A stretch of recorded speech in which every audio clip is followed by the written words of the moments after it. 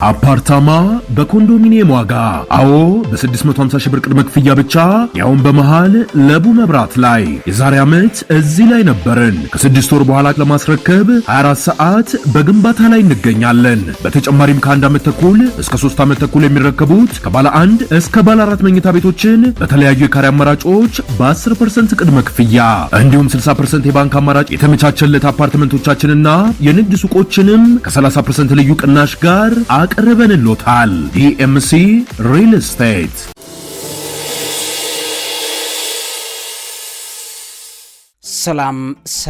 ሰላምና ጤናን ፍቅርን በረከትን ያድልልኝ። ክብራትና ክብራን የሣድስ ቤተሰቦቼ እንደምን አላችሁልኝ? እዚህ ስክሪን ላይ የምትመለከቱት ጠንቋዩ አሞራ ምንድነው? ሲክሬቱ ምስጢሩ ምንድነው? ማለት በጣም የሚገርም ነው።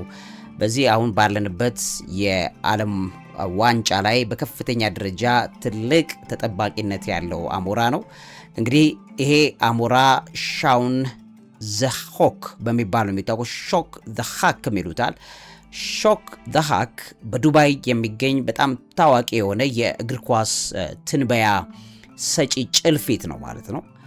ይሄ ጭልፊት እንግዲህ እንደ አውሮፓውያን ዘመን አቆጣጠር በ2026 ዓመተ ምህረት በጣም ታላላቅ የተባሉ የእግር ኳስ ጨዋታዎች ላይ ፕሪዲክሽን በመስራት ትንበያ በመስራት እንደ ግብጽ፣ ሞሮኮ፣ በነ ስፔን፣ በነ አርጀንቲና ያሉ ሀገራት አሸናፊነትን በመለየት ተወዳጅነቱን የጨመረ ጭልፊት ነው። ይሄ ጠንቋይ ጭልፊት አሰራሩ ምንድነው? እንዴት ነው የሚሰራው? ማለትም እንዴት አድርጎ ነው ፕሪዲክት ሊያደርግ የሚችለው? ይሄ እንግዲህ ልብ በሉ የሰው ልጅ እንኳን በጥንቆላ ላይ አለ የሚባል የሰው ልጅ ጠንቋይ እንደምታውቁ ለራሱ አያውቅም። ጠንቋይ ለራሱ ቢያውቅ ለራሱ ሀብት መስራት ቢችል በዓለማችን ላይ መልቲ ትሪሊየነር የሚሆኑ ጠንቋዮች ነበሩ። ጠንቋይ እየተልከሰከሰ የሚኖር የርኩሱን መንፈስ የርኩሱን ዓለም ንግግር መቀመጫ ሆኖ ያንን ፕሪዲክሽን የሚሰራው እርኩሱ ዓለም አይደለ?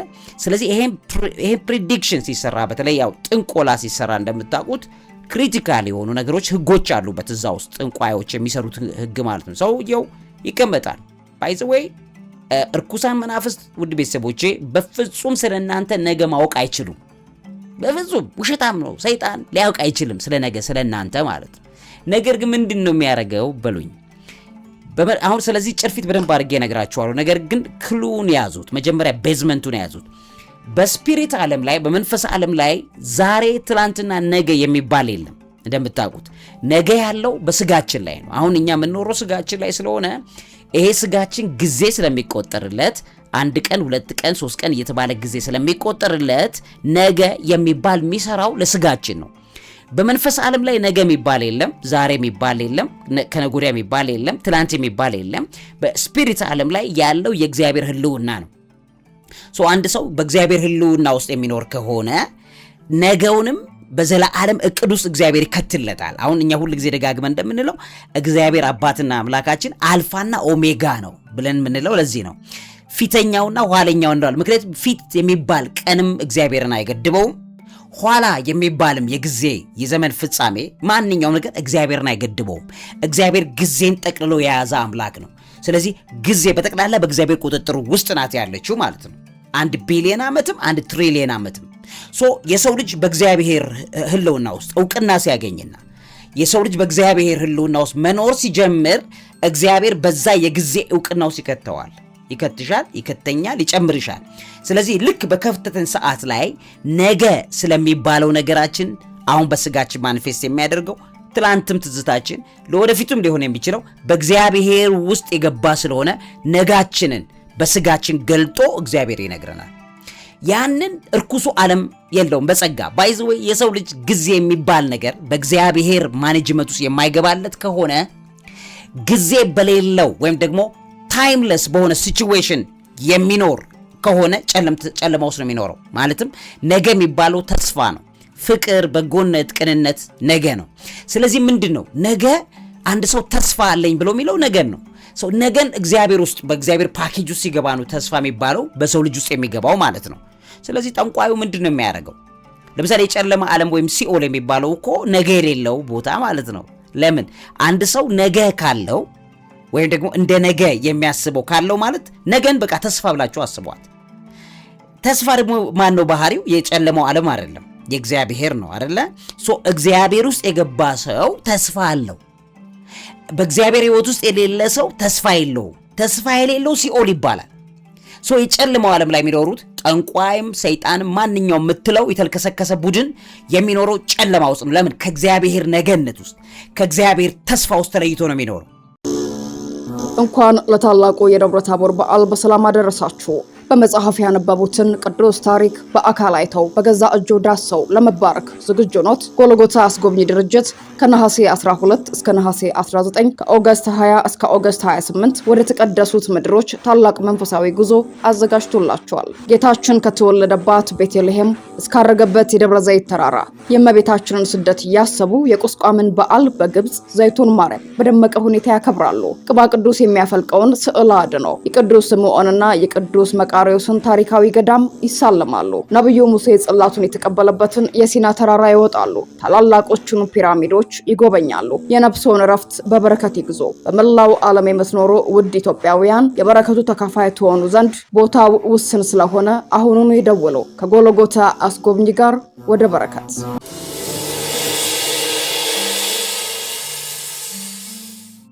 ስለዚህ እንዴት ሊያውቅ ይችላል አንድ ጠንቋይ ስላንቺ ነገና ስለኔ ነገ? በምን ሊያውቅ ይችላል? በምንም ሊያውቅ አይችልም። አንድ መንገድ ብቻ ነው የሚያውቀው። እሱ ምን መሰላችሁ? ስለዚህ ጭልፊቱን መጣሉ ሊያውቅ የሚችለው ብቸኛው ነገር እናንተ ስለ ነገ ፕሪዲክት የሚያደርግ ወይም አጋልጦ ነጋችሁን ያላችሁን ተስፋ አጋልጣችሁ በምትሰጡበት ሰዓት በምታሰጡበት ሰዓት ብዙ ጊዜ የሚባለው ምንድነው? ህልም ካለ ህልምህን ዝም ብለህ አታውራ ይባላል አይደለ? አታውራ። ራእይ ያለ አይደለ? ራእይ የምታወራው ራእይ ምን እንደሆነ ለሚገባው መንፈሳዊ ሰው ነው የምታወራው። ስለዚህ ራእይ ምን እንደሆነ ለሚገባው ለመንፈሳዊ ሰው ስታወራ ያ መንፈሳዊ ዓለም ላይ ሼር ስለሚያደርግህ ያንቺን ተስፋ ስለሚካፈልሽ ብታወሪም የሰማው የእግዚአብሔር ዓለም ነው። ግን ጨለምተኛ ለሆነና ራእይ ምን እንደሆነ ለማይገባው ሰው በፍጹም ራእይሽን እንዳታወሪ። እንዲሆናለሁ። ለምን?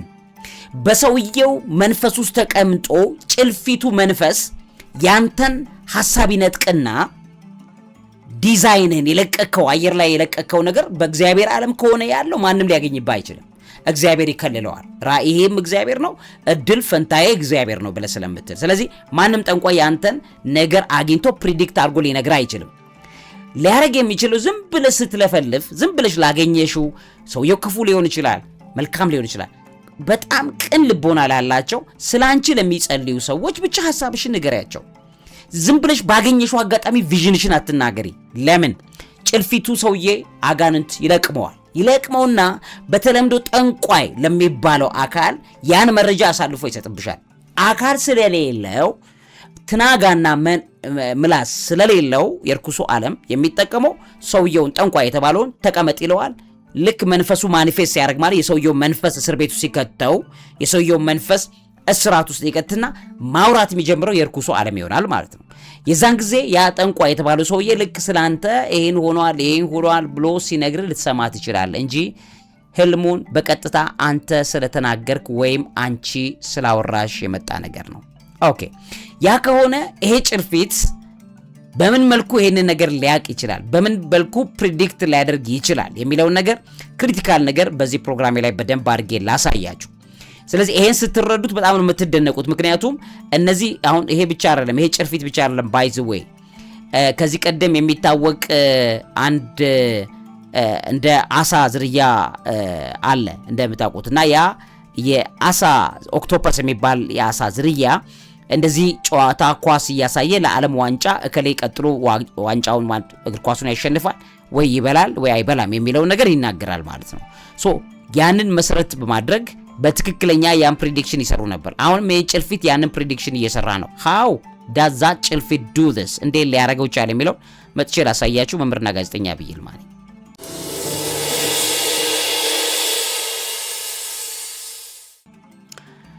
እንግዲህ ክብራትና ክብራን የሣድስ ቤተሰቦቼ ሾክ ዘ ሃክ የሚባለው ይሄ ጭልፊት እንግዲህ እዚህ ስክሪን ላይ የምትመለከቱት በጣም ብዙዎችን በፕሬዲክሽን እንዳስቀመጠ ቀደም ብለን አይተናል። በኳታር ፖል ዘ ኦክቶፐስ የሚባል በጣም በፊት ከሚታወቀው ጋር በጣም ተመሳሳይ በሆነ መልኩ ሾክ ዘ ሃክ በዓለም ዋንጫ ጨዋታዎች ላይ በጣም ትክክለኛ አሸናፊዎችን በመለየት አሁን ሰሞኑን በጣም ብዙ ዓለማትን እያስደነቀ ነው ያለው። በምድብ ማጣሪያው 80% ትክክለኛነት እንዳለው ይነገራል። ከዛ ወደ ጥሎ ማለፍ ወይም ደግሞ ኖክአውት ደረጃ ሲገባ ደግሞ በዓለም ዋንጫው ላይ 100% ነው። በነገራችን ላይ ፍጹም የሆነ ትንበያ መናገር ችሏል ይሄ ጭልፊት። ከዚህ ጋር በተያያዘ እንግዲህ ምንድነው አድናቂዎቹ ለምሳሌ ግብጽ አውስትራሊያ ስታሸንፍ፣ ሞሮኮ ኔዘርላንድን ስትረታ፣ እንዲሁም ስፔን ፈረንሳይን ስታሸንፍ የነበረው በጣም አስደናቂ የጭልፊቱ ትንበያ በግልጽ የተመለከትነው ነገር እንዳለ ይታያል ማለት ነው። ሾክ ዘ ሃክ የሚባለው ይሄ ጭልፊት እንግዲህ ቀደም ብዬ እንደነገርኳችሁ አንደኛው የግብጽና አውስትራሊያ፣ ሞሮኮና ኔዘርላንድስን፣ ስፔንና ፈረንሳይን፣ የአርጀንቲናን ድልም ጭምር በጣም አስደናቂ በሆነ ጉዞ እንደሚታወቀው የአርጀንቲና አሸናፊዎችን ተከታታይ በመገመት በጣም የሚገርም ውጤት አሳይቷል ይሄ ጭልፊት ማለት ነው። እንግዲህ ጭልፊቱ ትንበያ የሚቀርበው አንዳንዱ ጨዋታ ከመጀመሩ ጥቂት ሰዓታት ወይም ደግሞ ቀናትም ቀደም ብሎ ሊሆን ይችላል ፕሬዲክሽኑን የሚሰራው። ለምሳሌ ዛሬ ስለ ነገው በደንብ ይጠበቃል። ከዚህ ጭልፊት የሚሰማው ነገር ትንበያዎቹን በተመለከተ ደግሞ በቀጥታ ለመከታተል አድናቂዎቹ በማህበራዊ ሚዲያዎች ላይ የዚህን ጭልፊት አድናቂዎች ያንን የዱባይ ዜና ማሰራጫዎችን በጉጉት ይጠባበቃሉ ማለት ነው። ዛሬም ብዙ ሰው እየጠበቀ ይገኛል። እንግዲህ ሾክ ዘ ሃክ በትክክል ገምቷቸው የነበሩትን ነገሮች በአእምሯችሁ ውስጥ ይዙ እንዴት ሊሆን ይችላል የሚለውን ነገር እናያለን ማለት ነው። እንዴት ነው የሚመርጠው የሚለውን አሁን በተለያዩ ሳይንሶችና ኳንተም ሳይንስ ላይ በተለይ በሜታፊዚካል ዓለም ላይ በሳይንሱ ዓለም እንደገና በመንፈሳዊ ዓለም አተረጓጎሙ ምን እንደሆነ በደንብ አድርጌ አሳያችኋለሁ። እንግዲህ ብዙ ጊዜ የሚታወቀው ልክ ፕሬዲክሽኑ ሲሰራ የሚሰራው የባንዲራ ምርጫ ላይ ይሄድና ይሄ ባንዲራውን ይመርጣል ማለት ነው። ለምሳሌ ጨዋታው ከመጀመሩ በጥቂት የሁለት ተጋጣሚዎች ሀገራት ባንዲራዎች ይዘጋጅለታል። በዛ ቦታ ላይ በተራራቁ ቦታዎች ላይ ነው የሚቀመጠው ባንዲራው። በዛ በተራራቁ ባንዲራዎች መካከል ጭልፊቱ ከባለሙያው እሱን ዳይሬክት ከሚያደርገው ከሚያሰለጥነው እጅ ይለቀቃል። ከዛ በኋላ በአየር ላይ ከበረረ በኋላ በቀጥታ በመሄድ የአሸናፊው ሀገር ባንዲራ ላይ ያርፋል ወይም ደግሞ ባንዲራውን ይነካል ማለት ነው። የዛን ጊዜ ይሄ ባንዲራ በመንካት ይሄ ሀገር ያሸንፋል የሚለው ነገር ፕሬዲክሽን ይሰራል። ያቻ ውጤት ትንበያም ደግሞ ይሰራል አንዳንድ ይሄ ማለት ነው። በምድብ ጨዋታዎች ብዛት ወቅት ላይ ለምሳሌ በብራዚልና ሞሮኮ ጨዋታዎች ላይ እንደታየው በደንብ ስለምታውቁት ሊሆን ይችላል ብዙ የዚህ ማልቆይበት። ስለዚህ ጭልፊቱ በሁለቱም ባንዲራዎች ዙሪያ ላይ ከበረረ በኋላ አንዳቸውን ሳይመርጥ ሲቀር ማለት ነው አቻላቻ ይወጣሉ ማለት ነው ተብሎ ፕሬዲክሽን ሰርቷል። ትክክልም ያ አምጥቷል። እንዴ ሊሆን ይችላል?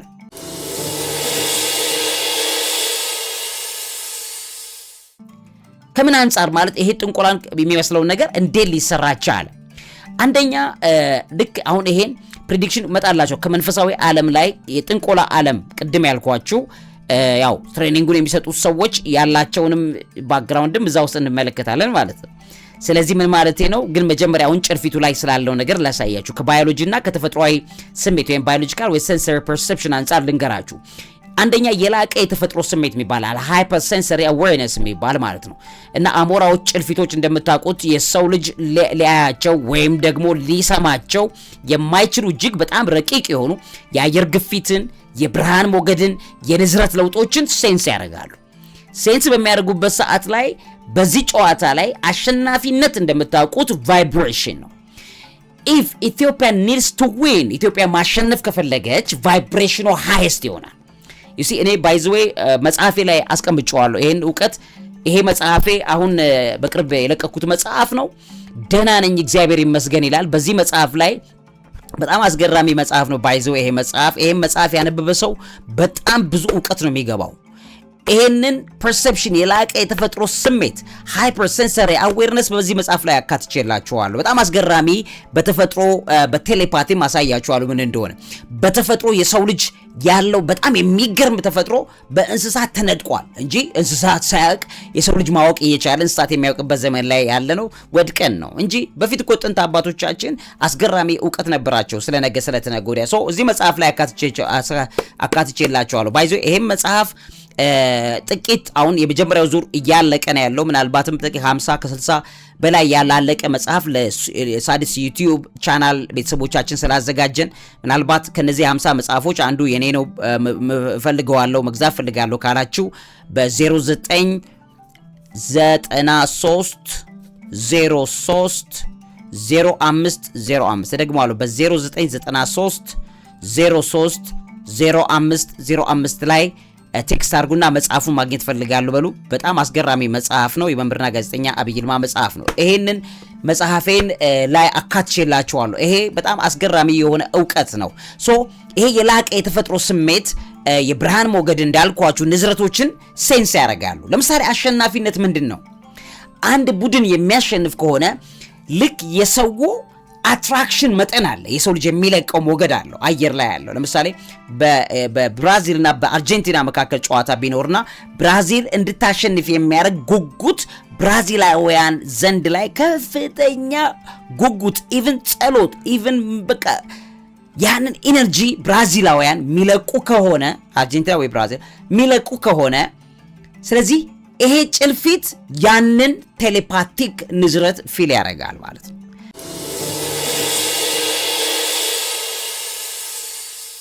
ልክ ፊል ያደርግና የአርጀንቲናዎች ወይም ብራዚልም ሊሆን ይችላል አሸናፊው ቡድን የሚለቀውን ቫይብሬሽን ሴንስ አድርጎ ባንዲራው ላይ ያርፋል። ትሬኒንግ የሚሰጠው ባንዲራው አካባቢ ላይ ነው ማለት ነው። ስለዚህ አንደኛው ይሄ ነው የላቀ የተፈጥሮ ስሜት ወይ ሃይፐር ሴንሰሪ አዌርነስ የሚባለው ማለት ነው። በሁለተኛ ደረጃ የሰውነት ቋንቋ የማንበብ ብቃት የሚባል ስልጠና ላይ የሚሰጣቸው ማለት ነው። the clever hands effect ይባላል። ይሄ በእንስሳት ስልጠና ላይ በሚሰጧቸው ወይም ደግሞ ባንዲራውን ለምሳሌ በሚያቀርቡላቸው ሰዎች ላይ የሚታዩት እጅግ በጣም ጥቃቅን የጡንቻ መኮማተር፣ የአይን እንቅስቃሴ በሚያሰለጥኗቸው ኢቭን የልብ ምት ሁሉ ሳይቀር ፍጥነቱን እነዚህ ሰዎች እነዚህ ጭልፊቶቹ ወይም ደግሞ የምታሰለጥኗቸው እንስሳት ሴንስ ያደርጉታል በሚደንቃችሁ ደረጃ ማለት ነው። ሴንስ ያደርጉትና የዛኛው ሰውዬ ቴሌፓቲክ ንዝረቱን ይሄ ያሰለጠነው ሰውዬ ለምሳሌ እንደዚህ የሚያሰለጥኗቸው ባይዘዌይ ቴሌፓቲክ ጉልበታቸውና የማሰብና የአእምሮ አቅማቸው በጣም ከፍ ያሉ ነው የሚሆኑት አብዛኛዎቹ። ስለዚህ ምን ያደርጋሉ? ያን ንዝረት ለጭልፊቱ ይነግሩታል ማለት ነው። ጭልፊቱ ያንን ንዝረት የአሰልጣኙ ንዝረት ከተቀበለ በኋላ አሰልጣኙ ባንዲራው የግብጽ ከሆነ ግብጽ ባንዲራ ላይ ትኩረት ካረገው ጡንቻው ንዝረቱ ይሄ ታውቃላችሁ ስፒሪቹዋል የሆነ ነገር የሰው ልጅ መንፈሳዊ አካል ስላለው በዛ ላይ በጣም እንደዚህ አንዳንዴ ባዕድ ልምምድም ያላችሁ ሰዎች ሊሆኑ ይችላሉ። በጥንት አባቶቻችን ቢሆኑ እንስሳትን ይጠሯቸዋል፣ አውሬዎችን ይጠሯቸዋል። ለምሳሌ አዳምና ሔዋን እንስሳትን ያዟቸው ነበር አይደለ? እንስሳትና ሔዋን አዳምና ሔዋን እንስሳትን የሚያዙበት እኮ ሴክሬት ሌላ አይደለም። የኛን መንፈሳዊ ንዝረት በእንስሳቶች ላይ እንለቃለን። አንበሳም የለምዱ አባቶች ነበሩ። እንደ ነገስታት ቤተሰቦቻችን እኮ አጼ ዮሐንስ፣ አጼ ቴዎድሮስ፣ አጼ ምኒልክ፣ አጼ ኃይለ ሥላሴ አጼዎቹ ከሚያደርጉት ነገሮች መካከል አንበሳ ቤታቸው ያለምዳሉ። why do this ለምን እንዴት ሊያደርጉ ቻሉ ይሄንን ብላችሁ ብትሉ ያሰለጠኑት በዚህ መንፈሳዊ ንዝረት አለው የሰው ልጅ ማለት ነው። ያ መንፈሳዊ ነው። የዚህኛው ሽንፈት ሌላኛው ተቃራኒ ደግሞ አንዳንድ ሰዎች የሚጠቀሟቸው ነገሮች አሉ። በዛም የሚጠቀሟቸው ጥንቆላ መሳይ ነገሮች የተነሳ ይሄ ጠንቋዩ ሰው ልክ ባንዲራው አካባቢ ላይ ያለውን ነገር ፕሬዲክት አድርጎ ንዝረቱ ሲለቅ ጭልፊቱ ደግሞ ያን ንዝረቱን ያነብና የሰውየውን የአሰልጣኙን ንዝረት መሰረት አድርጎ ባንዲራው ላይ ሊያርፍ ይችላል። በሶስተኛ ደረጃ ቀለምና የምግብ ማባበያ ነው። ለምሳሌ ቪዥዋል ኤንድ ዳይተሪ ኮርስ የሚሉት አሉ። እዚህ በሳይንሳዊ ሙከራዎች እንደታየው አንዳንዶች አሰልጣኞች ምን ያደርጋሉ? በአሸናፊው ሀገር ባንዲራ ላይ እንስሳው የሚወደው ምግብ ይፈልጋል። አሁን ይሄ ጭልፊት አይታችሁት እንደሆነ ምግብ ካልበላ አይንቀሳቀስም። በጣም አስቂኙ ፓርቱ እሱ ነው። ምግብ በልቶ ጥግብ ለምን ሲባል ምግቡን ትሬን ያደረገበት ነው ማለት ነው አሰልጣኙ። ስለዚህ አሰልጣኙ ጋር ቴሌፓቲክ ወይም ደግሞ በተለምዶ ሜታፊዚካል የሆነ ንዝረት አለው ማለት ነው አሰልጣኙ። ስለዚህ ያ ማለት በዛ ንዝረቱ ጭልፊቱን ዳይሬክት ያደርገዋል ልክ በሪሞት ኮንትሮል እንደምታደርጉት ሌላኛው አካሄድ ነው። ያን ነገር ለማድረግ ደግሞ በዛ አካባቢ ላይ የሚወደው ምግብ ያስቀምጥለታል።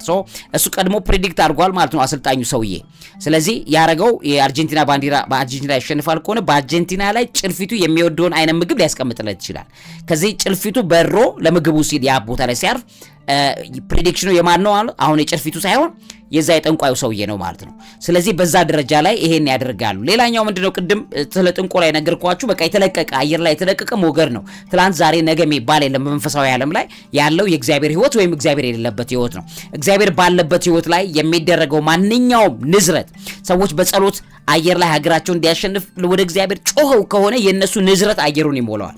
የዛን ጊዜ ስለተነገረ አንዴ ነው ስለተለቀቀ ያንን መረጃ የዚህ ጥንቆላ የሚባለው ነገር ካገኘው በኋላ በጨርፊትም ይሁን በሰውም አድርጎ ሊገልጠው ይችላል ማለት ነው። አንደኛው ይሄ ነው። ሌላኛው የኳንተም ሳይንስ ወይም ኳንተም ፊዚክስ አንጻር ይታያል።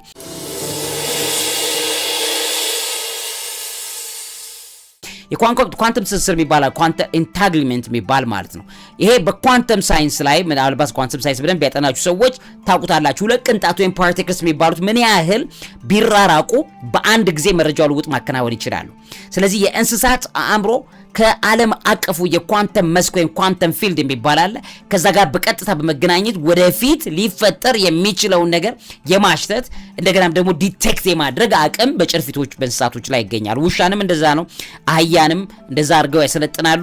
እንደገናም እንደምታውቁት ኢቭን ጨርፊቱንም ሌሎችንም የሚያሰለጥኗቸው ከዚያ አንጻር ነው። ሌላኛው እንግዲህ የጊዜ አልባነት ጽንሰ ሐሳብ ይባላል። ነን ሊኒየር ታይም ይባላል በኳንተም ሳይንስ ላይ።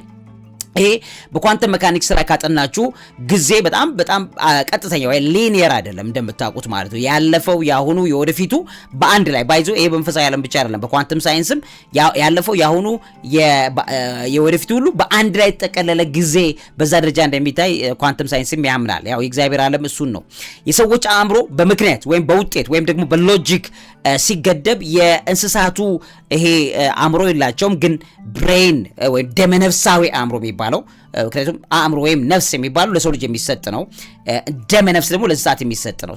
ይሄ ደመነፍሳዊ ንዝረታቸው እንስሳቱ የወደፊቱን የኳንተም እውነት ማለት አየር ላይ አንድ የተለቀቀ ቅድም ያልኳችሁ ዋይፋይ አሁን አንድ የተለቀቀ ነው አይደለ?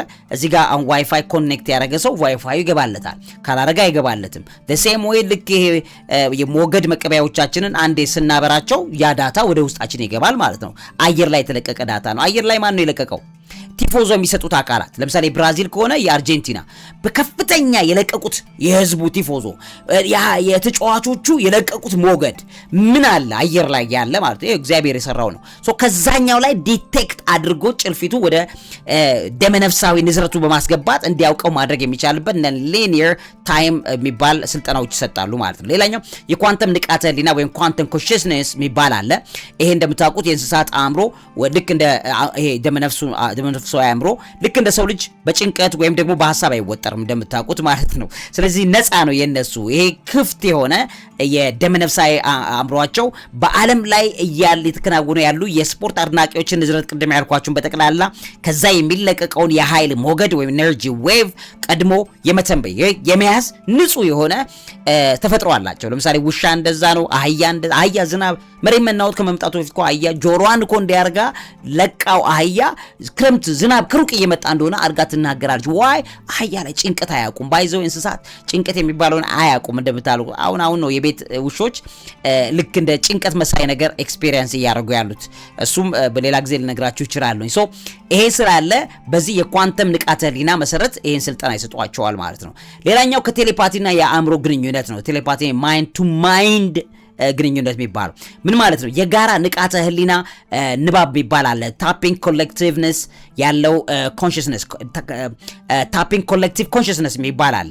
ይሄ በሚሊዮኖች የሚቆጠሩ ሰዎች ለአንድ ጨዋታ ቅድም ያልኳችሁ የሚሰጡት ከፍተኛ ንዝረት፣ ትኩረት፣ ምኞት፣ ጸሎት የአንጎል ሞገድ ሞርፊክ ፊልድ የሚባለው ይፈጥራል። ስለዚህ ሾክ ሀክ የሚባለው ጭልፊት ይህንን የሰዎችን የጋራ ፍላጎትና እምነት በቴሌፓቲ ወይም ቴሌፓቲ ማለት ከአንጎል ወደ አንጎል እዚህ መጽሐፌ ላይ በደንብ አድርጌ ያስቀምጨዋለሁ። ይሄን መጽሐፍ ብታነቡት የሚገርም የተፈጥሮ ኃይል እና እውቀት በዛ ውስጥ ታገኛላችሁ። ስለዚህ ይሄን ኢንቱዊሽን ያለምንም ንግግር ዲቴክት ማድረግ ይችላል ማለት ነው። ሌላኛው የእንስሳት ራዳር የሚባል አለ። ባይሶናር ቴሌፓቲክ ራዳር የሚባል ማለት ነው። አስገራሚ ሳይንስ ነው ይሄ። እንስሳት በተለይም አዋፋት በሩቅ ቦታ የሚገኙ ፍጥረታ ዓለማትን ስሜት ንዝረት የመለየት ቴሌፓቲክ ራዳር አላቸው። ባይዘወይ እኛ ነን እንጂ ያን ያጣነው። እንስሳቱ ምን እንዳላቸው ቃል እንደ ራዳር መቀበያ አንቴና አላቸው በውስጣቸው ብሬናቸው ውስጥ አንጎላቸው ውስጥ ማለት ነው። ስለዚህ ይሄም በስቴዲየም ውስጥ የሚኖረው ከጨዋታው በፊት ያለው አይታችሁ እንደሆነ ፕሬዲክሽኑን የሚሰራው ጭልፊቱ ከጥቂት ሰዓታት ቀደም ብሎ ነው ይሄን በስቴዲየም ውስጥ የሚኖረውን የድል አየር ቀድመው እንዲያውቁ ይሄ ይረዳቸዋል ማለት ነው። በሜታፊዚክስም ሞርፊክ ሬዞናንስ የሚባል ስልጠና ይሰጣል። ባዮሎጂስቱ ሮፐር ሄድሪክ ላይ ያጠናው ነው። ይሄ ባነጋችሁ ሞርፊክ ፊልድ የሚባል እንስሳት የጋራ የተፈጥሮ ማህደር የሚባል ያላቸው ከዛ አንፃር ስልጠና ይሰጧቸዋል። ምልክት ትስስር ወይ ላው ኦፍ ሲንክሮኒሲቲ የሚባል አለ። የካርል ዩንግ ፍልስፍና ነው። በዛ መሰረት የሚሰጡ አላ አሞራው በባንዲራው ላይ ማረፍ የቡድኑን ማሸነፍ በተደበቀ የተፈጥሮ ህግና የተሳሰረ ሜታፊዚካል በሆነው ዓለም ላይ ያን ያደርጋሉ። the sixth sense ወይም ስድስተኛው ስሜትም እንደዚሁ እንስሳት በቴሌፓቲ አሁን እየጠና ያለላቸው ነው። በዚህ መጽሐፌ ላይ በደንብ አካትቼዋለሁ። ሌላኛው ከመንፈሳዊና ከባህላዊ እምነቶች አንፃር ነው። spiritual and mythic perspectives የሚባል አለ።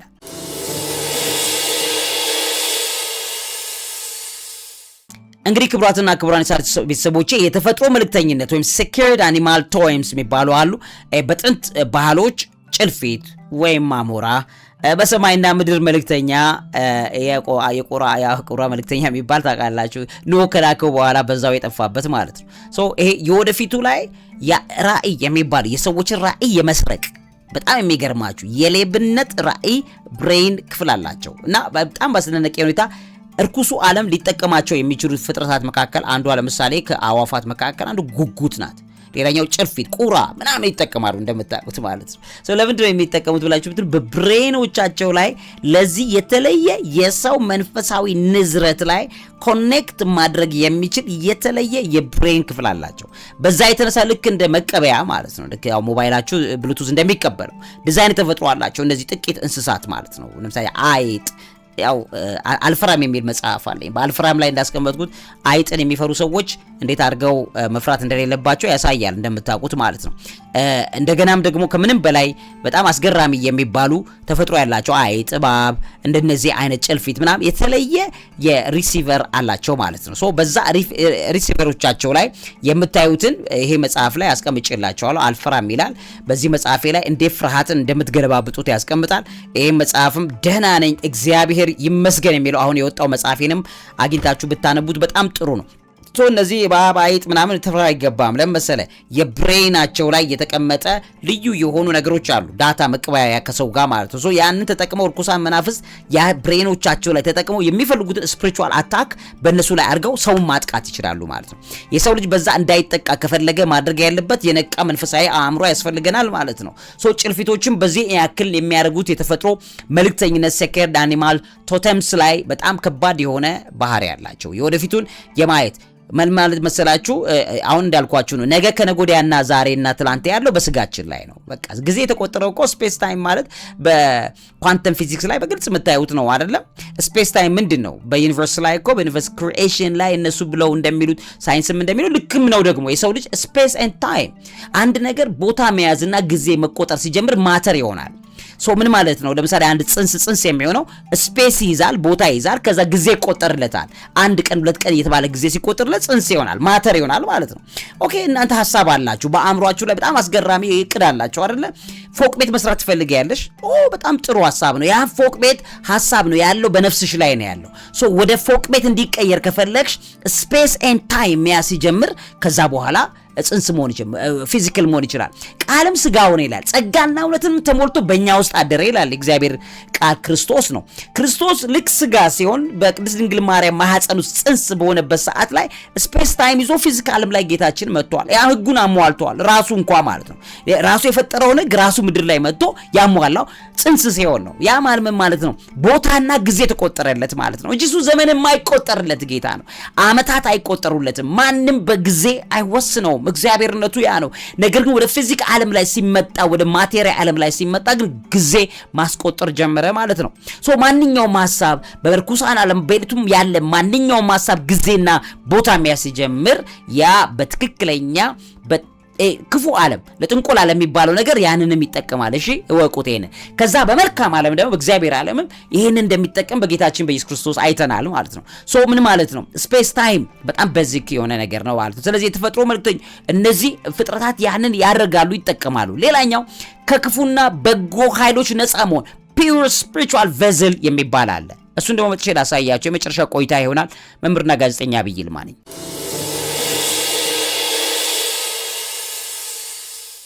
እና ክቡራትና ክቡራን የሣድስ ቤተሰቦቼ እንግዲህ pure spiritual vessel የሚባለው እንስሳት ስግብግብነት፣ ምቀኝነት የላቸውም። ምን ለመናገር ቁማር የለባቸውም።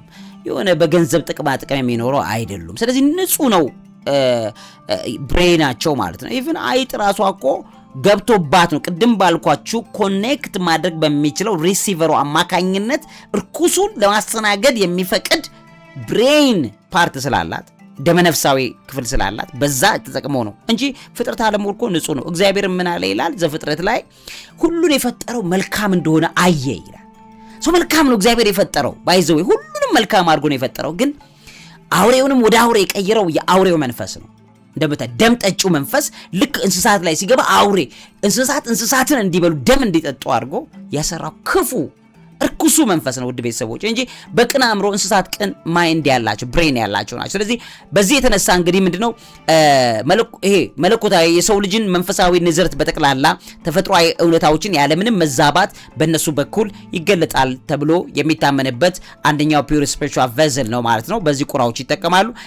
ሻማኒክ እይታ የሚባል አለ። ሻማኒዝም የሚባሉ አካላት የሚናገሩት ማለት ነው። እነዚህ አካላት አሁን እንደዚህ ቁራዎችን የሚያሰለጥኑት ናቸው። እነሱ ሲያሰለጥኑ እንዳልኳችሁ ነው።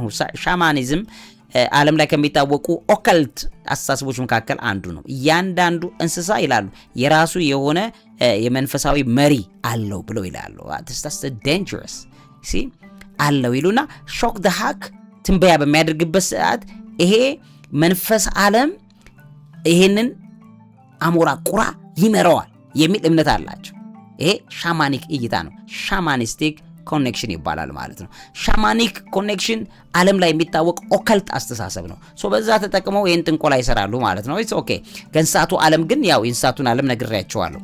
ስታቲስቲክስ ከስታቢሊቲ ፕሮባቢሊቲ ማቴማቲክሱም እዚህ ውስጥ አለ። ለምሳሌ ሎው ኦፍ ፕሮባቢሊቲ የሚባል ኮንፈርሜሽን ባያዝ የሚባል የማረጋገጫ እድል እንደዚህም ሁሉ ጥቅም ላይ ይውላሉ። ሌሎች ለምሳሌ ፖል ዘ ኦክቶፐስ የሚባል በ2010 የነበረ እንስሳ እንደምታውቁት ያም ደግሞ በሳጥኖች ውስጥ ያሉትን ቀለሞች በማየት የጀርመን ጨዋታዎች በ100% ትክክለኛ የለየ ነው። እሱም የሚጠቀማቸው መንገዶች ኦክቶፐስ በጣም ብሪሊያንት ከሚባሉ ፍጥረታት መካከል አንዱ ነው። ሻሂን the camel የሚባል እንደገና በዱባይ የነበረ አብዛኞቹ ዱባይ ምን አካባቢ ነው እንደዚህ አይነት እንስሳቶች የሚያሰለጥኗቸው ለምን ብላችሁ መጠየቅ ነው እንግዲህ ብዙም ምክንያቱም ዱባይኛ ብዙ ቤተሰቦች ያሉና አይደል ኢትዮጵያውያን ስለዛ ብዬ ነው። እና ግን ለምን ብላችሁ ጠይቁ። ኦካልት የሆነ ጥንቆላ የሚበዛበት ቦታ ነው እና ያንን ይጠቀማሉ። የእንስሳቱን ያንን ብሬኖቻቸውን ደመነፍሳዊ ንግግሮቻቸውን ይጠቀማሉና በዱባይ የነበረ አንድ ግመል የሀገራትን ስም በጥርሱ በመንከስ ይተነብይ እንደነበረ ታውቃላችሁ። ይሄም የእንስሳት የስሜት ትስስር ለጋ ያለውን ነገር ታውቃላችሁ። ይሄና መሰል ጉዳዮች አሉ። በአጠቃላይ the unified core የሚባል አለ። ሳይንሱ the clever hands effect ይሉታል እነሱ የሰውን አካል ማንበብ። ይሄ ሲብራራ ሜታፊዚካል ዓለም ላይ ያለውን ሳይንስ ይመለከታሉ። የኳንተም ሳይንሱን ይመለከታሉ። ንጹህ እና ከክፍት የንቃተ ህሊና መስመር የሚባል አለ።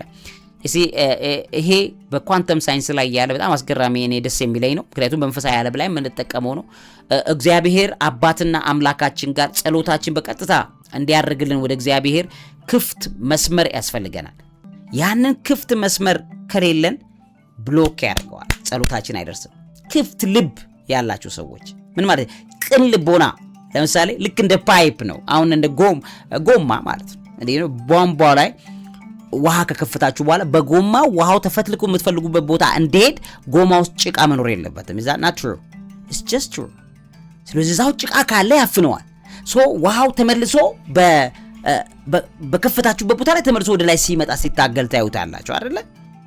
ጸሎትም እንደዛ ከፍጥረት ዓለማት ጋር የሚኖሩ እንስሳትን ማስለመድ የሚችሉ እንስሳት የሚወዷቸው ሰዎች አሉ አይደለ? በቃ ይሄ ዱርና ዙ አካባቢ ላይ የሚያሰለጥኑ ዝም ብለህ ሄደህ አሰልጥና አንተ ጎበዝ ከሆን ከሄደ ማሰልጠን እኮ ነው። ይሄው እኮ መንፈሳዊ ንዝረቱ ቅንን ልቦናውን ያያሉ እንስሳት ባይዘው።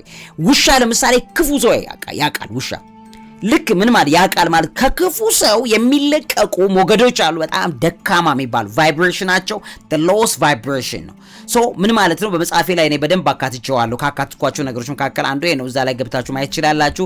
ደህና ነኝ እግዚአብሔር ይመስገን በሚለው መጽሐፍ ላይ በሚገርማችሁ ደረጃ ዝቅተኛ ቫይብሬሽን ያላቸው ፈሪዎች ናቸው። ሌባ አጭበርባሪ ነው፣ ሌባ ውሸታም ነው፣ ዝቅተኛ ሞገድ ነው ያለው። በቃ ሰይጣን ነው። ሰይጣን ማለት ተራ ቆሻሻ ፍጥረት ነው። የሚኖረውም አመድ ላመድ እየተልከሰከሰ ነው። የሰይጣን መኖሪያ ቦታ ማለት አመድ አተላ ነው። ማን ነው ታዲያ ሰይጣን የሾመው ቢባል የሰው ልጅ አምጥቶት ፈርቶት እዚህ ጋር አስቀምጦት ነው። ምኑ ነው የሚፈራው? የሞተ እኮ ነው። እግዚአብሔር አባትና አምላካችን ቀጥቅጦ እኮ ያባረረው አመዳም ከእንስሳት ሁሉ በታች የሆነ ቫይብሬሽን ነው ያለው ሰይጣን ማለት ነው። ምንም የቫይብሬሽን የተለየ ክብሩን እኮ ነው የተገፈፈው። እግዚአብሔር እኮ ጸጋውን ነው የገፈፈው። ተራ ፍጥረት ነው። ታዲያ ምንድነው የሚባለው? ተረግጦ የሚኖረው ከሁሉ ፍጥረት ዝቅተኛ የሆነው ሰይጣን የሚባለው ቫይብሬሽን የሚጠቀመው የሰዎችን ዊክ አስተሳሰብ ይጠቀማል። አስተሳሰባችሁ ዊክ ሲሆን ማይንዳችሁን ኮንትሮል ያደርገውና እላይ ይወጣል። ማን ያወጣው? የሰው ልጅ ነው። በጣም ክሪቲካሊ የምነግራችሁ ውድ ሣድስ ቤተሰቦቼ ይሄንን የሚሰሩት የጥንቆላው መተቱ ትብታቡን በተከላላ የሚሰሩት ቫይብሬሽናቸው ዝቅተኛ ስለሆነ ውሾች እነዚህን አካላት ይጠምዷቸዋል፣ ይፈሯቸዋል። ማለት ውሾችን ይፈራሉ። እንደገና ውሾችም የሚጮሁት እንደዚህ የሌባ ለምሳሌ በጣም የሚገርም ሌባ ለይተው እንዴት አድርገው አይታቸዋል። አሽተው ውሾች የሆነ ነገር እንዳለ ያሸቱና ከዛ በኋላ እዚህ ውስጥ ሐሽሽ አለ ብለው ይጠቁማሉ። እንዴት ጠቆሙ ቢባል ቫይብሬሽኑን ቴስት አድርገው ሴንስ አድርገው ነው ውድ ቤተሰቦቼ። ስለዚህ ከዚህ አንጻር ነው ይሄንን ቁራ የሚጠቀሙት ልላችሁ ፈልጌ ነው። ስለዚህ አሁን ፕሪዲክሽኑ ምንድነው ቀጥሎ የሚታይ ይሆናል። በዛ ውስጥ ያለውን ነገር በትክክል እንምንረዳበት ጊዜ እየመጣ ነው። ስለዚህ ከዛ አንጻር ውድ ሣድስ ቤተሰቦቼ ያለውን ነገር በትክክል እናያለን። ፕሮግራማችን እስከ መጨረሻው አብራችሁን ስለቆያችሁ እግዚአብሔር ያክብርልን ማለት እወዳለሁ። ለዚህ አእምሮ ምግብ አዘጋጅና አቅራቢ መምህርና ጋዜጠኛ ዐቢይ ይልማ። እውቀት ታላቁ እግዚአብሔርን ታከብራለች።